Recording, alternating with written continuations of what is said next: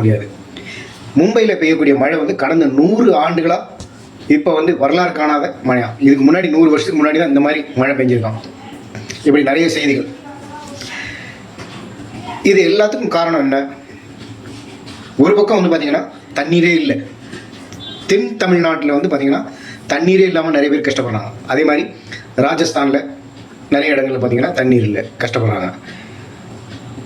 காஷ்மீர்லேருந்து வடக்க காஷ்மீர்லேருந்து உருவாகக்கூடிய நதி, அதே மாதிரி மேற்க குஜராத், ராஜஸ்தான், கிழக்க அஸ்ஸாம், மேகாலயா, இங்கே இருக்கக்கூடிய நதிகளை பூரா, அங்கேருந்து வரக்கூடிய நதிகளை பூரா தெற்க அரபிக்கடலை, தெற்க வந்து இந்தியன் ஓஷன்லையும், மேற்க அரேபியன் சீல, அதே மாதிரி கிழக்க வங்காள விரிகுடா, பே ஆஃப் பெங்காலில் கலக்கிற மாதிரி நதிகளை பூரா இணைத்து கடைசியில் இந்த மாதிரி கடலில் கலக்கிற மாதிரி கொண்டு வந்தால், இந்த திட்டம் வந்து சாதாரண விஷயம் கிடையாது. கொண்டு வந்தால் இந்தியா செழிப்பான ஒரு நாடாயிரும்.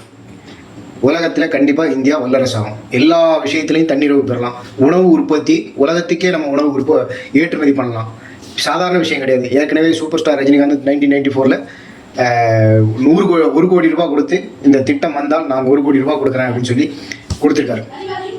இருந்தாலும் இந்த திட்டம் இன்னும் நிறைவேற்றலை. இது மோடி ஐயா, பிரதமர் மோடி ஐயா காதில் விழணும். இந்த திட்டத்தை எப்படியாவது நிறைவேற்றணும்.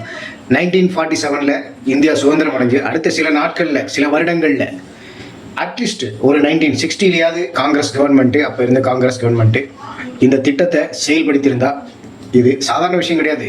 இருந்தாலும் இந்த திட்டத்தை முன்னெடுத்து செயல்படுத்தியிருந்தா இன்னைக்கு இந்தியாவுடைய வளர்ச்சி, இந்தியா எங்கேயோ இருந்திருக்கும். யாராலையும் தொட முடியாத ஒரு உச்சத்தில் இந்தியாவினுடைய வளர்ச்சி இருந்திருக்கும். ஆனால் அப்போ இருந்தவங்க எல்லாருமே சுயநல அரசியல்வாதிகள் பூராவுமே தங்களுடைய பாக்கெட்டு ஃபில் பண்ணுறதுல தான் இருந்திருக்காங்க தவிர நாட்டினுடைய வளர்ச்சியோ, மக்களுடைய வளர்ச்சியோ, அடித்தட்டு மக்களுடைய வளர்ச்சி பற்றியோ யோசிக்கவே இல்லை. அதனால தான் இன்றைக்கி வந்து பார்த்திங்கன்னா எல்லாரும் கஷ்டப்படுறாங்க. இந்தியா இன்னமும் வல்லரசாகும், 40 ஆகும், 2040 ஆகும், 50 ஆகும்னு ஒரு தள்ளி போய்கிட்டு இருக்கு இந்த வளர்ச்சி. இனிமேலாவது இந்த மாதிரி திட்டங்களை, நீண்ட கால திட்டங்களை முன்னெடுத்து அதை நோக்கி பயணம் பண்ணால், அந்த திட்டங்களை செயல்படுத்தினா கண்டிப்பாக இந்தியாவுடைய வளர்ச்சி உறுதி.